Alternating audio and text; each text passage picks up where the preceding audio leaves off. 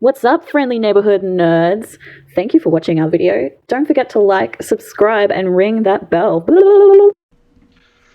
What's up, friendly neighborhood nerds? It's Judah, and here today I am joined by Ree, Robo, Old Pennywise, New Pennywise, Godzilla, and we also have a very, very special guest, Eisner Award, Harvey Award, and Hugo Award nominated editor and story consultant for companies like Marvel, Disney, and Lucasfilm, and currently senior editor at Valiant and Image. We have Heather Antos. So, Heather, I know we're 3.5 months late, but congratulations on promotion to senior editor. Thank you. Thank you so much. Thanks for having me on. So what's that been like so far? For sure. Well, getting a big promotion right before a pandemic is something I would really recommend everyone to experience. Yeah, no, I mean, it's we're in a weird time, right? The industry's in a weird time. The world is in a weird time. So I don't know what a normal senior editorialship is quite like, but I do know what managing a department in an editorial in a publishing company is like during a pandemic, and that is, it's crazy, it's insane, it's stressful. I wouldn't have it any other way. I love my team, I love my job, and truly, comics fans are some of the most passionate, caring fans in the world, as we've seen. Like, we've seen the community come together and raise, $1 million for various, for different shops and for, the Black Lives Matters movement and all of these different things. And it's been just like so cool and humbling to see. And just, I'm so proud to be a part of this community. That's so rad. Well, think about it this way. Now you have something you can always hold over people's heads. If anybody ever tells you that something is too hard, you just be like, yeah, well, try doing it during a pandemic. Yeah, that's true. That's true. It's funny. My next question was going to be, what was the challenge in your job that you didn't anticipate? But I guess the pandemic kind of threw all of us. But I want to know, is there anything that's taken you by surprise as an editor? Like anything that you didn't think would happen in the job that maybe, went, oh, wow, that's a part of it that I didn't realize? Oh, goodness. I guess, a lot of now that I'm senior editor, being an assistant editor, associate editor, everything was pretty much I'm making comic books, right? But now that I'm in charge of a department, there's a lot more of the businessy stuff. That's I'm in budget meetings, which it's a different kind of stressful. But so now it's it's figuring out that stuff and figuring out which books are A tier, B tier, C tier, and all of that. So it's a little more businessy. It's a little bit it's not what I'm used to. But it's the boring stuff, really. Amazing. Right on. So you're it's kind of like you're like a puppet master of fiction, which is really cool. I'd be lying if I said I wasn't kind of envious of your life in general. It's really cool. What would someone have to do to become the next Heather Antos, or just an editor in general? What is that career trajectory like? Just asking for a friend. Oh yeah, of course. Yeah. No, there's no one way to break into comics. There's no one way to break into any industry. And you can get your foot in the door via an internship, a mentorship, self-publishing. I did the self-publishing route.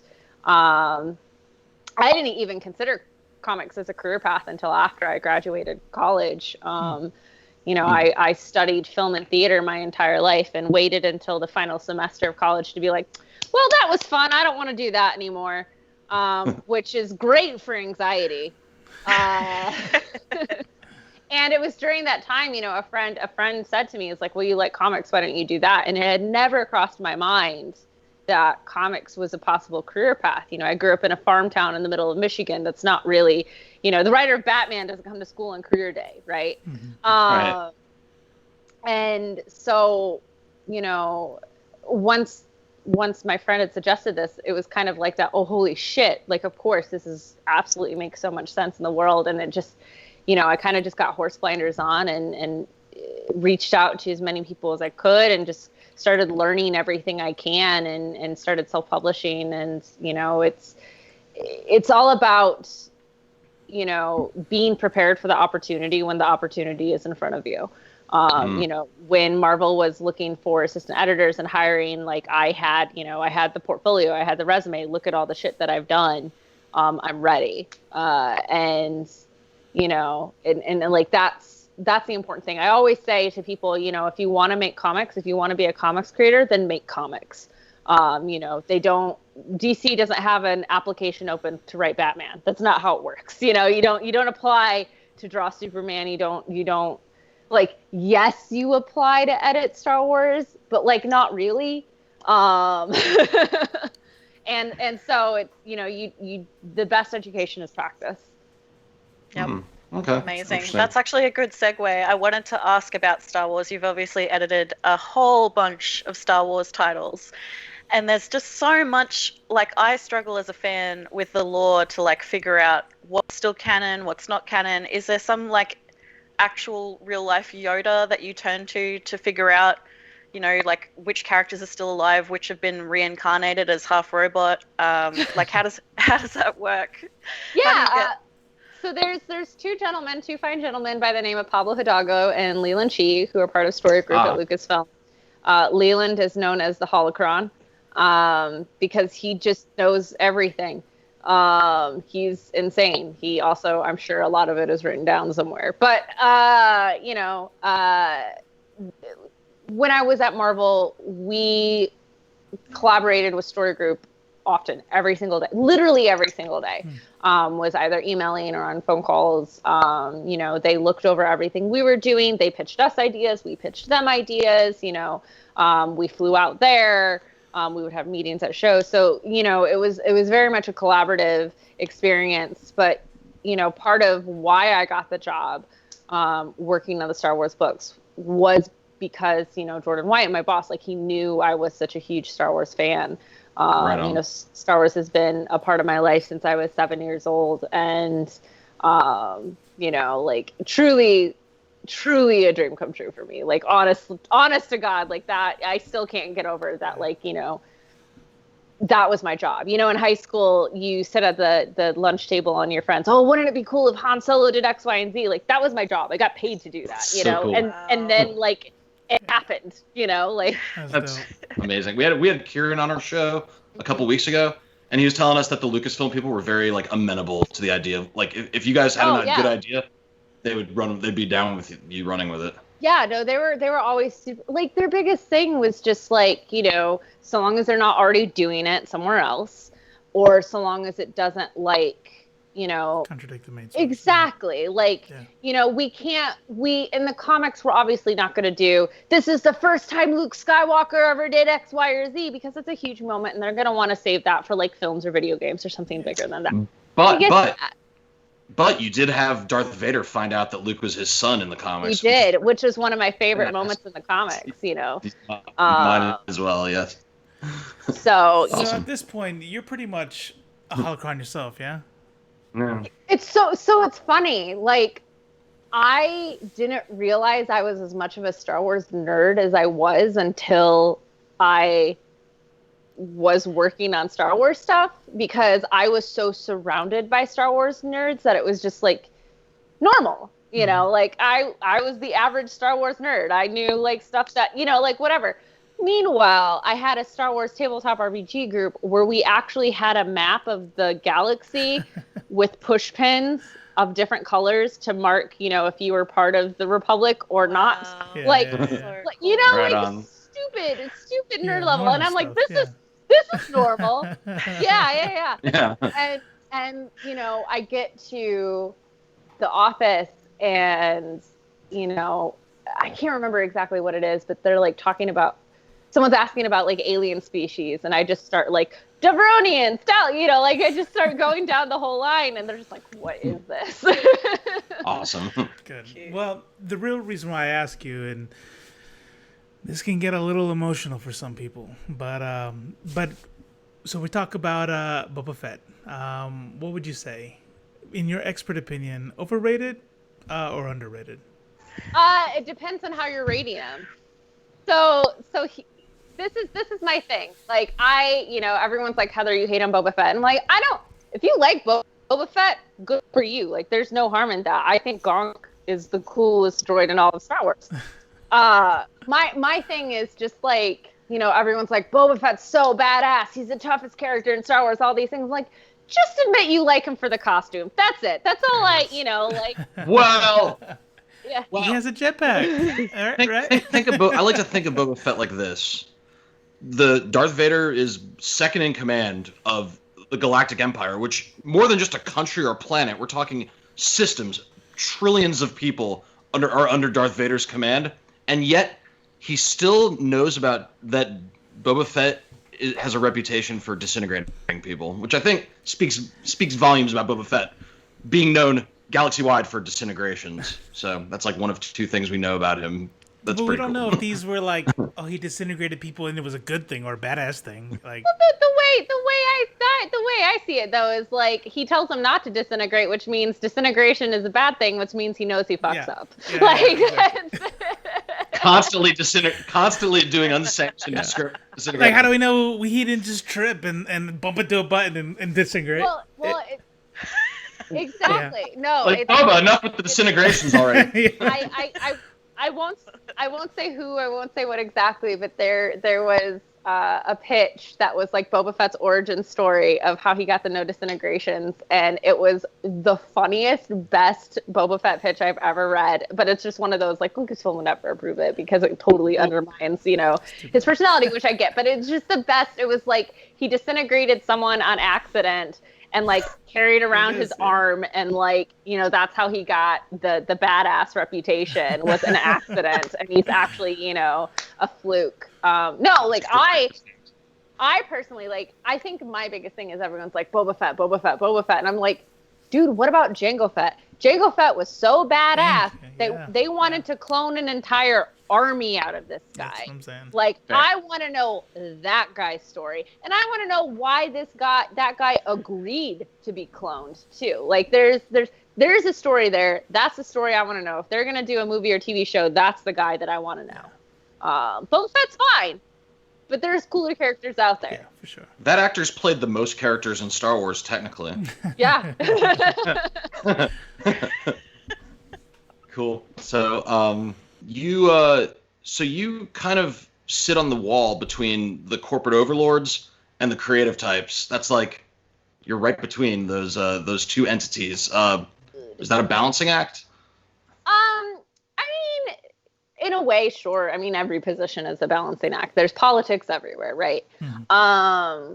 It's my job to, at the end of the day, my job is keeper of the keys of the kingdom. My job is not necessarily to keep Valiant the company. That's the publisher's job. That's the CEO. That's the other people. They're looking Valiant the company. The creators they care about the characters, but they also care about their careers and leaving their mark. My job is to look out for Valiant the brand, Valiant the universe, Valiant, and what's best for that. And so it is a balancing act of between those things, as making sure what the company, wants to do in the direction the company wants to go in is what's best for the brand, and maintaining that brand. And how can I, meet their needs, as well as work with the best creators and get what they want and tell the best stories and all of these things. So like, that's where the balancing act is. And it's, yeah, I mean, I like to say I do a good job. I like to think my work speaks for itself. Alan agrees. Yeah. Definitely. That's cool. You're like a conduit between these different parties. That's really awesome. Yeah. I'm wondering, this is kind of a heavier question, so feel free to answer it however you like, but the pandemic hasn't been the only thing we've all seen happening over the last few months or whatever it's been now. Would you say 115 days? So we've seen the BLM marches, we've seen like the METOO movement has been getting more traction in the last few months in the video games, comics industry, all that stuff. So I'm curious how you think the comics industry needs to change and evolve to keep itself timely? Like, what major changes do we need to see in that industry? I think,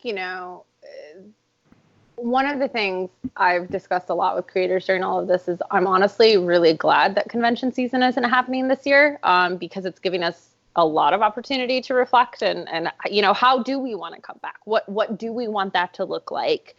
And just even internally, having worked with several different publishers and now being of a certain position of power within a publisher, I've always said, and for anyone who follows me on Twitter, I'm very vocal about this stuff. It all starts at the publisher, really, at the end of the day.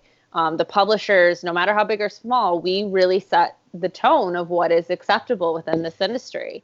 No one wants to set precedents. I get setting precedents can be dangerous, and no one wants to do the wrong thing or the bad thing.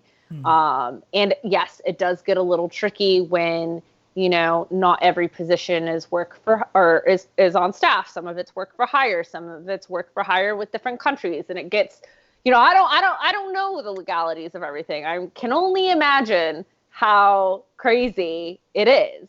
But as a publisher, we set the tone of what is acceptable. And I think, as we've seen, this industry and several other industries have a habit of bro culture, have a habit of looking the other way and ignoring it, have a habit of enabling it in a very toxic way. And, it's like we're seeing with like the Black Lives Matters movement, this Me Too movement within the industry, this feels different. And, these changes and stuff, obviously, for the several technicalities and reasons I listed above, are not going to happen overnight. But conversations are happening and things are seemingly, starting to be taken a little bit more seriously. And, I feel like we're finally at a position within the industry where there are more women and more underrepresented peoples on staff at publishers, not enough, but more, to where, we feel like we can speak and we will be heard. And we're seeing publishers make statements like we've never seen before. And so, I'm hopeful. I'm very, very hopeful. These are not easy conversations. They're, and they're not coming from the top down, which is part of the problem. But, it's going to be tiring, but we got to keep fighting. Nicely said. Well, I do want to say one more thing. So while I know that we want, especially corporations, to do the right thing for the right reasons, the fact of the matter is that the bottom line is always going to drive really big decisions. And there does seem to be a population out there, and with you being as intimately involved in not only the industry but also on Twitter, you know better than most about how the comic skaters and people like them can be. Do they have an impact on the industry? Are they brought up in boardrooms at all, or are they taken into account? It depends on who you talk to. It depends entirely who you talk to. Everyone has a different opinion on it. Can I say, is Comicsgate specifically talked about? Not really in my experience. The only time they're ever discussed about is, when they're actively posing dangerous threats and legal action has to be, that's the only time that they get brought up, is when what legal action can we take? Right. Because it has been taken. And it will continue, we do not, negotiate with terrorists, right? That's what it comes down to. Yeah. But you're right. At the end of the day, everyone looks at the bottom line and what affects that. And, I think it's fair to prove we've seen it in YA. We've seen it in other areas of science fiction. We've seen it in graphic novels that, the more underrepresented communities that get represented, the better sales are. So, Right. That's right. It's time for comics to catch up. So two things I've seen getting kicked around on comic Twitter is that the CBLDF definitely is not fulfilling their duty and possibly should be replaced. And the other thing that I've seen is that scouting as a hiring apparatus needs to expand so that people don't feel like they have to cozy up to creators at bars after Comic-Con. Have you seen any movement on either of those fronts? And what are your feelings about that? So a lot of creators actually look at Hero Initiative instead of CBLDF. Hero Initiative, it's a great organization and continues to do great things in that regard. As for, it's so frustrating, this notion of BarCon, and it's that, yes, that might have been a thing in the 80s or 90s. But I never went to BarCon, I never even went to Comic-Con until I was working in the industry professionally in some capacity. And, there's this pressure, and we see it in all industries. It's not just comics, you have to fit in with the cool kids, right? You have to, that's how you get in, is by, the peer pressure and the cool kids and staying out late and partying. And it's partying isn't going to get you a job,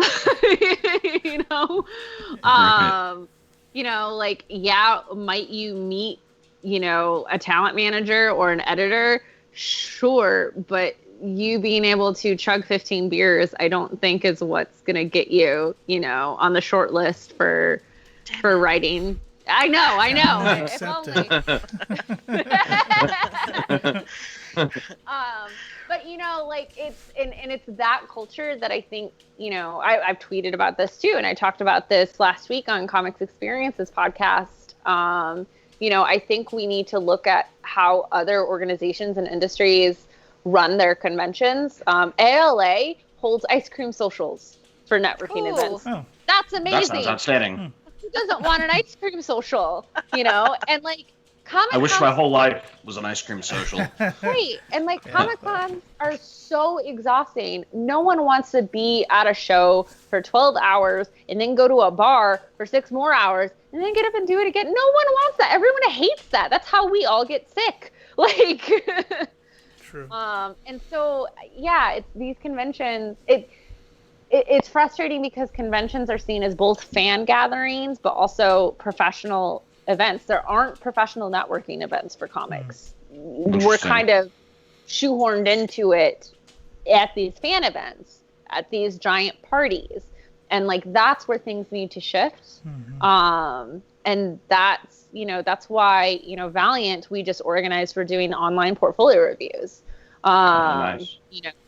We're making up for the convention season not being there, but also you don't have to go to a convention. And you don't have to go to a BarCon to get your shit in front of us. Literally just submit it. Even if you don't get the one-on-one FaceTime, we still see your portfolio. It still got sent to us, that's the other thing, I'm actively trying to work with at Valiant, is how can we also promote other networking opportunities for other areas of publishing too, because I think that's the thing that a lot of people forget, even working at publishers, is it's not just creators that need these opportunities. It's, the publishing staff needs these opportunities. And people don't know these opportunities. I didn't know that I could be a comic book editor until I was 22, that needs to change. And that accessibility needs out there too. And so that's something that I'm actively trying to promote and work on. See, those online reviews, I think, would make it easier for you as an editor too, right? Because you're seeing people's talent. It's not based purely on their charisma of their pitch in a bar setting. That's exactly what I was going to say. Yep. No, for sure. Yep. So moving on, there is one character that I know that you've had a hand in creating, and everyone's excited about it. Cosplayed out at the Yin Yang, but Gwenpool. Yeah. So we are actually in the process of making our own character, and I would love to hear more about your process. How did that even come about, a Gwenpool character? Oh my goodness. Well, she's a fluke first and foremost. She is 100% a fluke. For those who don't know who Gwenpool came about, Marvel did a variant cover, a Gwen Stacy mashup themed variant cover month in 2015, where we saw Gwen as Hulk, and Gwen as Wolverine, and Gwen as Spider-Man, and Gwen as Deadpool. And Chris Petrallo did this great cover of, this pink and white Gwen Stacy Deadpool mashup on a pool float with some dead bodies sipping a smoothie. Awesome. Came out Deadpool Secret Wars #2. And it took off like hotcakes. Within the next couple weeks, there was fan art everywhere. People were doing cosplay. Like, it was just insane. It was insanity. And, speaking of the bottom line and comics companies liking it, our sales and marketing team was like, all right, we see money here. Yeah. Make this a character, but it cannot be Gwen Stacy and it cannot be Deadpool. Okay. Good luck. Yeah. Which, that makes sense. And like, honestly, it was Jordan White, Nick Lowe, and me. When we sat down, we were trying to figure out, who we wanted to go to, and Jordan suggested Chris Hastings, who he's worked with prior. And it was Chris, really, who came up with, well, the fans made her as big as she is. What if that's her origin? Like, and it all just kind of, came from there. We had all of our conversations at the same diner, and I remember pitching jokes and pitching things like, what would a comic book fan know, or what would what if you became a superhero, what are the things that you're going to complain about? And like for Gwen, it's like, she's not wearing pants. Like, no woman would design this costume. She's to shave her legs all the time. Like all of these little things, and the nuances of knowing the jokes and knowing the secret identities, and like how we developed that into her superpower. And it's, it was just all super organic, and to see the way, it picked off with the fans, and their passion for her is just like truly the most organic, weird, bizarre thing I've ever been a part of. And I love her dearly. And she changed my life. That's awesome. So this next question is about your top 5 proudest moments of your career. You already answered number 1 on Twitter when you said it was our song about you. But what are the other 4? Oh my God, that was the coolest thing in the world. I love it. I want it as my ringtone. That's really nice of you to say. I definitely want to take a moment to call out Judah real quick. I don't know if you guys know, but he was super nervous to post this. Okay, it can go really one way or the other. Exactly, it can go either way. So Judah has like no shame, none, right? So he comes to me and he comes to us and he shares this on the group, and he's like, "Come on, be honest with me. Is this stupid or not?" And I'm like, "Look, she's either going to cringe and ignore it, and or she's gonna love it." So you made his day. No, I love it. If you can send me the MP3, like, legit, that's becoming my ringtone. Amazing. That's awesome. Will do. Deal. Sweet.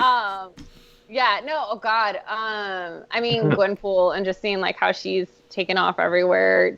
Dr. Aphra as well, like she's another character. I'm sure you spoke much, with Kieran on her, but like no one saw that. No one saw that coming. And my dog is named after her. She's Dr. Chelly Lona Aphra. That's so cool. Doctor. And she's looking at me with puppy eyes right now. No. Yes. She's like, play with me. God, getting to go to Lucasfilm, obviously, like that was a huge thing. And yeah, just, I mean, everything has just been incredible. So many of my dearest friends, and like I consider family, I've made because of comics. And yeah. Have you ever met Mark Hamill by chance? I've not met Mark. No, he's liked a tweet of mine though, and it was like the best day of my life. He's one of my bucket list celebrity encounters. Yeah. Yeah, he's the best. Yeah. I see some really full bookcases behind you. I want to know, I know you've been obviously very busy with the pandemic, but what are your top reads of this year so far? Have you had time to read? So I don't read comics for fun that much anymore. I do, I check out, I do stay up to date, and I see like, these are the books that are selling and all of this stuff. I'm very much, I typically wait for the trade on a lot of things just because it's easier. My pleasure, my free time reading and my free time entertainment that I don't think a lot of people know about is true crime. Same. I am a hardcore true crime buff. Literally when I get done, My fiance, she's literally, goes nuts about literally it. when we're done recording this, I'm watching the second episode of the Golden State Killer documentary on HBO. So, but yeah, like Nice. I'm currently going through the book The Night the DeFeos Died, which is, the inside story is told by the wife of Danny DeFeo, who, is Amityville Horror, the murders at Amityville, that we all may know about. And like, so that's my life. I listen to probably 7 different true crime podcasts throughout the week. I'm My always Favorite watching. Murder. Yeah, I listen to My Favorite Murder, Murder Squad. SSDGM, nice. I'm a murderino for sure. Yes. Like, yeah. Billy Jensen follows me. That's one of my big. Oh, Yes. whoa. Yes. That's awesome. So that's what I've been up to. That's cool. Cool. So you said that you trade weight comics. Are there anything that you actually collect? So typically I will buy comics and I will pre-order comics that, are friends' comics or comics that I want to do well. So, when Gwenpool Strikes Back came out, even though I waited for the trade to read it, I still got all the single issues because I know those pre-orders is what helps, the character. And I want to see her stick around, Right. Afra, I'm still picking up in singles. Again, she's my girl. But a lot of stuff I do just trade weight because it's just, honestly, when it comes down to it, it's just storage. Like single issues suck to store. Yeah. That and money. So I would say. Judah asked me to go to the shop the other day, and I was like, "Yeah, sure. 1 second, please." Yeah, I'm gonna have to take a rain check on that. I don't have any self-discipline. So real quick, when I'm looking at different publishers, and I look at the big two and I see Marvel and DC, there seems to be a reason why you read Marvel and DC over indie comics, which is well known for their niche and their well consolidated stories. If you see Valiant, one thing I've heard is that why have another world like that? Do you have a good reason? Do you have a pitch for people to bring them to Absolutely to Valiant? Mm-hmm. Valiant is a universe of consequence. As I like to say, there's something to be said about Marvel and DC's 80-year legacy. It's not, that's huge. It's a big deal. And obviously they've stuck around for as long as they have for a reason. And there's something with nostalgia, there's something with familiarity, but those are the stories that are truly about good versus evil at the end of the day. Every single one of those books really at the end of the day is, goodness prevails and the bad guys will always be caught. Which we need, obviously, especially in times like this. We all need those symbols of hope. And Which is letter S, by the way. I don't know if it you knew is. that. That's what I was told. Who knew? But what I like about Valiant is it really looks into and dives deep into the consequences and the responsibility of that power. We all know the phrase, with great power there also comes great responsibility. But I really believe that is what Valiant books are about. And, for good or for bad, there's a responsibility that comes with these powers. And, does power corrupt? You can have the best of intentions, but you can still be the bad guy. And Valiant explores those stories. Sure. We don't know at the end of the day if Bloodshot's going to be the good guy. We don't know. He hasn't been. Same thing with Hoyo Harada, Peter Stanchek. There is no cut and dry Cape Tira. I don't know who's good or bad. Yeah. Or who's going to win or lose. And you don't know. But there also is no winning and losing. That's not how the Valiant universe works. That's not how real life works. Yeah, no, and that's right. the one thing I can say too, assuredly with Valiant, is once you dead in Valiant, you stay dead. Right on. No resurrections. No. Cool. Nice. So let's just a hypothetical. Let's say that Mjolnir, the Hammer of Thor, existed. Who alive today do you think would be worthy to wield Mjolnir? Chris Evans. Chris Evans? America's ass. I mean, he is real life Captain America. It's true. He is. That or Paul Rudd. He's just a good guy. Paul Rudd Good has the most calming face. Like he's just like he's nice, kindest eyes. I think the best word to describe Paul Rudd is decent. He's just a decent guy, and I don't mean that as like decent. No, like good, like genuinely just a good dude. Right.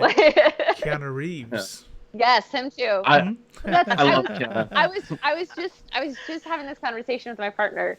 If white men had to pick like the best representative for white men, not the average white man, but like, who we all aspire to be. It's, it's Paul Rudd, Keanu Reeves, or Chris Evans. Like that's It's a good list. That's a good list. I love it.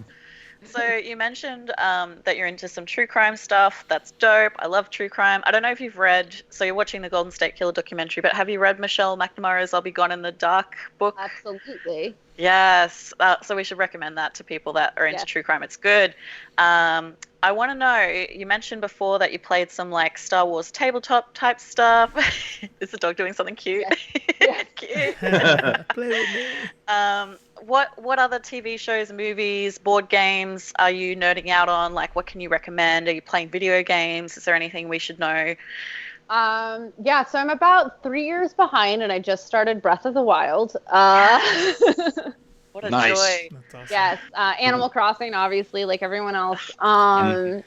It's a But it really, no game stresses me out as much as Animal Oh my Crossing. God, I know. swear to God, Yeah. I sit here.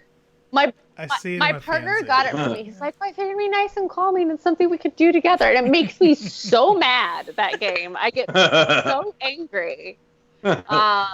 Because I think I'm someone, I need a goal and I need like a storyline and I need like to feel like I accomplished something. Yeah, that's why I Right, can't and get I'm into just it. like, there's so much to do and everyone's ahead of me and I'm never catch up. That's me with Animal Crossing. That's Yeah. So You're it's like a game.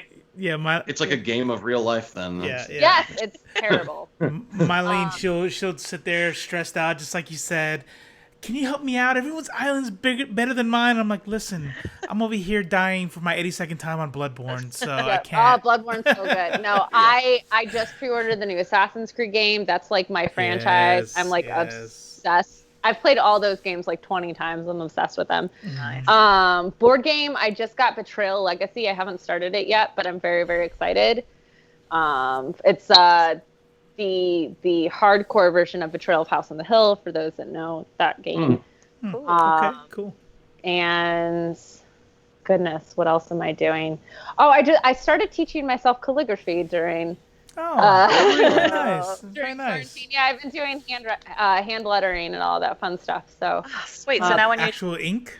Like, yeah, Okay. actual ink. so you I can really have fancily swear at someone, right? Like you could write Absolutely. fuck off Yeah, beautifully. like, wow, Yeah. Nice. it's cute, but Beautiful. she hates me, but it's Yeah. beautiful. So I'm supposed to ask about adaptations, right? That's what it says here. But I'm wondering if can you tell us any kind of exclusive information on Valiant adaptations coming down the pipe? maybe. that have not been announced? No, I can't tell you, but I can say there are things in the works that I'm very excited about. Awesome. Very, very, very excited about. That I have a personal hand in, but that's all I can say. Beyond that, comic adaptations that I'm excited about. You know, Did you like Bloodshot? yeah. Are you allowed? Wait, am I allowed to say? What? Are you allowed to talk shit about the Bloodshot movie if you didn't like it? Or Have you seen my Twitter? Am I afraid to be vocal Do you about know anything? her? No, honestly, so like I had nothing to do with the Bloodshot movie. Obviously, that was well in production and all of this stuff before I joined Valiant. You know, I know Vin Diesel has his very, very passionate fans. I myself, like, I get the appeal totally. Not my type, you know, not my type of movies. You know, that's just not good popcorn movies. Throw it on the background. I'll get some work done. Like that's, you know, typically how. But I enjoyed it. It was fun. Like, you know, it was. Was it going to like blow my mind? Absolutely not. It's a Bloodshot. You know, it's a 90s. First of all, it's like a 90s action movie, which is what it should be. That's what the character is. But like, it was fun. It was funny. You know, the action was good. The CG was good. I had a good time. I remember I finished watching it and I turned to my boyfriend. I was like, yeah, I'd watch that again. Like, yeah, it was fun. I think like the Marvel movies, especially like Endgame and all that, they've kind of like spoiled us into you know, these big, deep, you know, storylines and things that make you silent at the end of a movie. And I think people just kind of forget to have fun in a movie, you know? It's just a movie. Yeah, just have fun. yeah. But like even that, like, you know, it was better than it was better than a lot of Marvel movies. I felt like it definitely. Okay. It was better than the Incredible Hulk. I'll say that. Yeah, like it's no Agreed. Winter Soldier for me. Like Winter Soldier's like the greatest comic book film that ever will be. But but like like it was fun. Okay. Great. Okay. Sorry, Judah. Sorry. No, that's all right. It's all right. Okay. I mean, it didn't have the classic Bloodshot hair. I guess our clickbait headline is not going to be Heather Antos talks shit about Bloodshot. So we'll have to market it. Heather Antos talks blood shit. That's what you. Hey. Ooh, wow. That's why You got edited. Wow, I'm impressed. So, who do you think is the most boring superhero? Oh goodness. And why is it Superman? God, do you want like? I think Batman's kind of boring. Oh, yeah. There you go. Batman's interesting because his villains are good. Dude just needs a hug. Like if he got a hug, you know, if he had therapy as a kid, then he wouldn't be traipsing around. Yeah. I think we have our caption. Heather Antos hates Heather Batman. Antos hates Batman. I love that. But Alfred is my favorite Batman character. Alfred is the best. Yeah, he's rad. I haven't seen that show Pennyworth. Is that even out yet? Or it is out. It's I personally, well, as a show, this is me getting like super super nerdy, but like as a show, I thought it was fine. As a Batman show about Alfred Pennyworth, it goes against everything that Alfred was. Okay. You know, like his whole thing was he was a medic in the army. He wasn't the soldier. He wasn't, you know, like Alfred's whole thing was Batman, don't do this. Like, you don't have to do this. You don't have to fight. You don't have to, you know, whatever. And so like it's well produced. It's well scripted, you know, it's well acted, all of those things. But it's not my Alfred. There we go. Very nice. right on. All right. I've got a scenario for you. You are, let's say you're an alumni, you come into a college or a university and you have to teach a class on comic book history. What are some of the most important events that people need to know about? What do you want people to like look back on in comic book history? Oh goodness. I mean, definitely start with like I'm gonna be the nerdy person and like start with political cartoons and comic strips and all of that stuff and how it evolved into comic books. You know, I would definitely.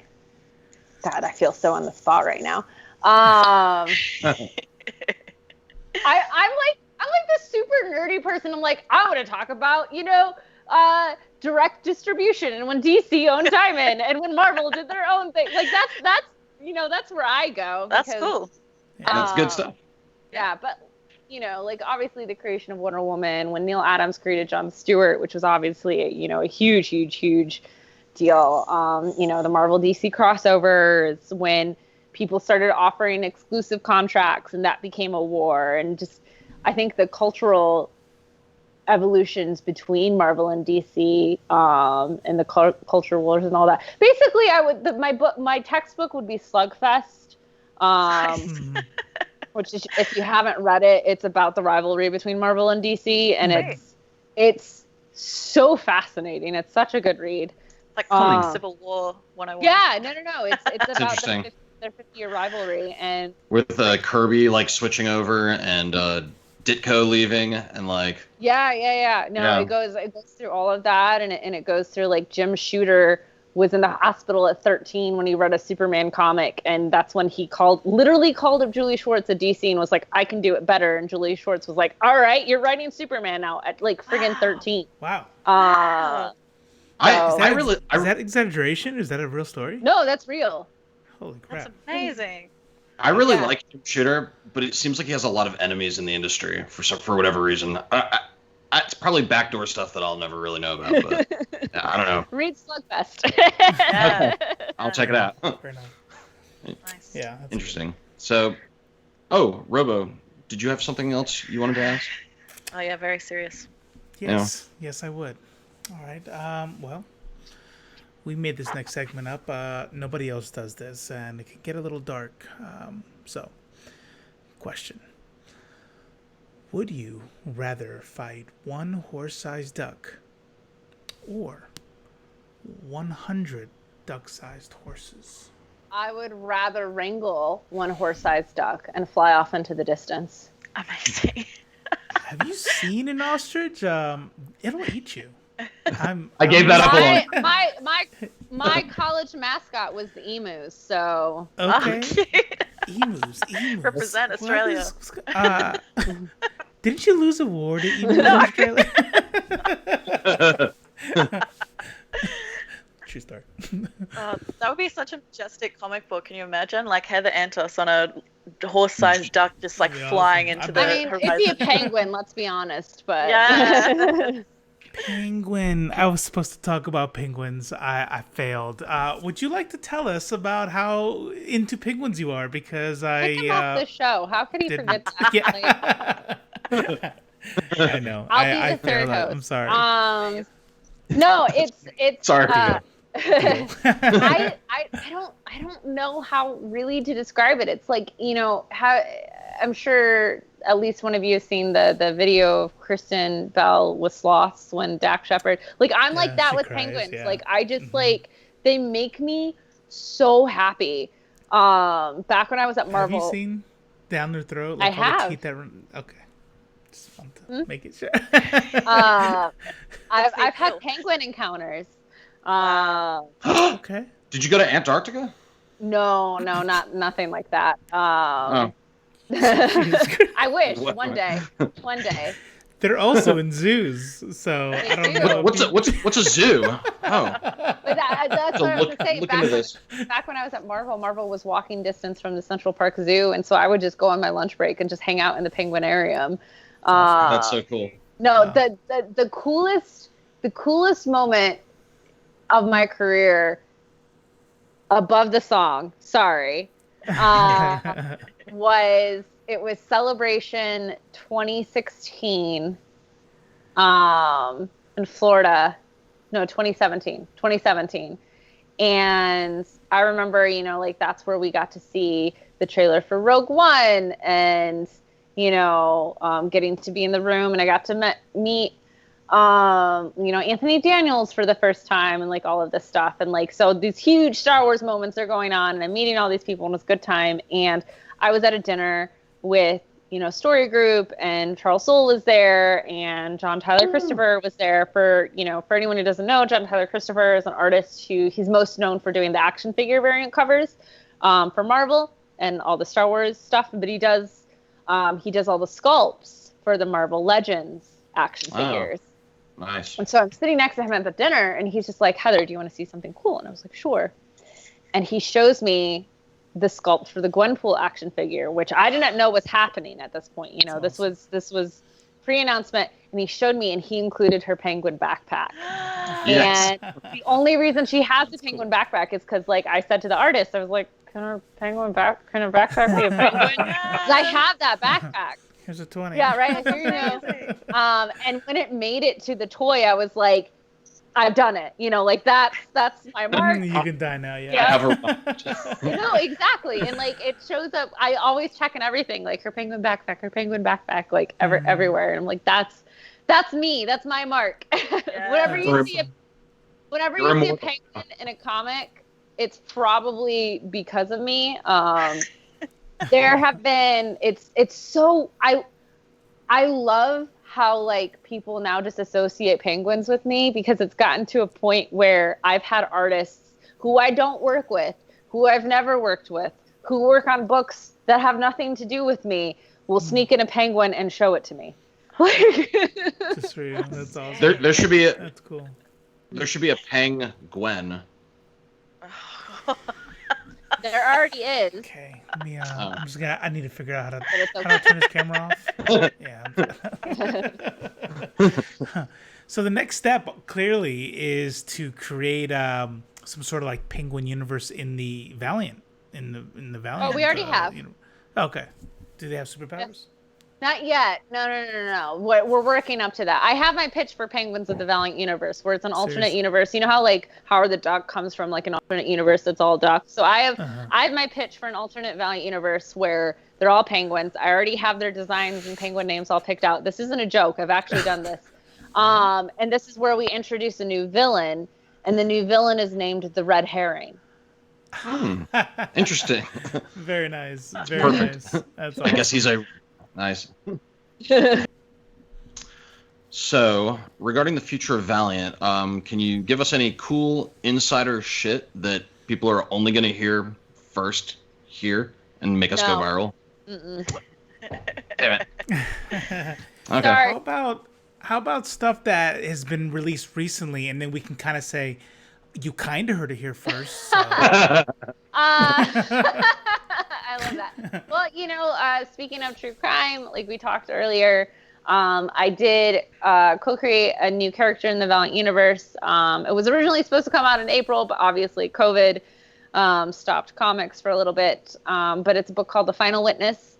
It's Valiant's first foray into crime noir, where we introduce a new hero, and we follow, basically, it's like Zodiac, but replace Jake Gyllenhaal with a superhero, where, you have a detective, a journalist, and a civilian trying to chase this new serial killer in the Valiant universe. Sounds dope. Yeah, I'm really excited about it. It's a concept that, I've had in my back pocket for a long time. And I was really excited when I got to Valiant and was like, I pitched this idea, like, this is so different and so different than anything you've ever done. But I think, it would really fit in. And, they took it and ran with it. And hopefully it'll be coming to a comic shop near you, pending pandemic. Is there any new talent on the way? Maybe Greg Capullo or someone like that? Greg Capullo? Oh gosh, that would be amazing. He also does love penguins. Penguins are his favorite animal too. And at New York Comic Con last year, so for those of you who don't know, I draw pop culture penguins, where I will take any character you want and draw them in a penguin form. And at New York Comic Con, I drew Greg, and I gave him a Capullo grin. Was he jacked? Was he jacked? Was he He was jacked. He had a Black Label Shredded guitar? Society. Yeah. He had a Black Label Society hat on, and he had a pencil, and yeah. That's So awesome. He's like amazing guitar player, super jacked, great Yes. artist, coolest guy ever. he's a sweetheart. He's an absolute. I will say though, the first time I met him, I wasn't ready for like the upstate New York accent. And so like that kind of caught me off guard, but no, he's great. Well, that's pretty much all we have planned. Is there anything that you would like to bring up or talk about before we leave? Yeah, I would just like to talk about if you are creative, if you have a podcast, a website, a portfolio, if you're a writer, artist, what have you, a creative of any kind, please follow my Twitter at Heather Antos. I run a platform called Signal Boost Sunday, the first Sunday of every month. It's kind of just an opportunity to where I will boost your work and portfolio to my platform, but also a kind of pay it forward where the creators help connect and boost each other. It's a good way to get new eyes on your work, but also to meet others in your community as well. So check it out. Awesome. And we will have links to Heather's socials in the video description. So go check out Heather online. Yeah. Absolutely. Cool. Heather, thank you so much for coming out. I cannot tell Heather. you, how much an honor it is.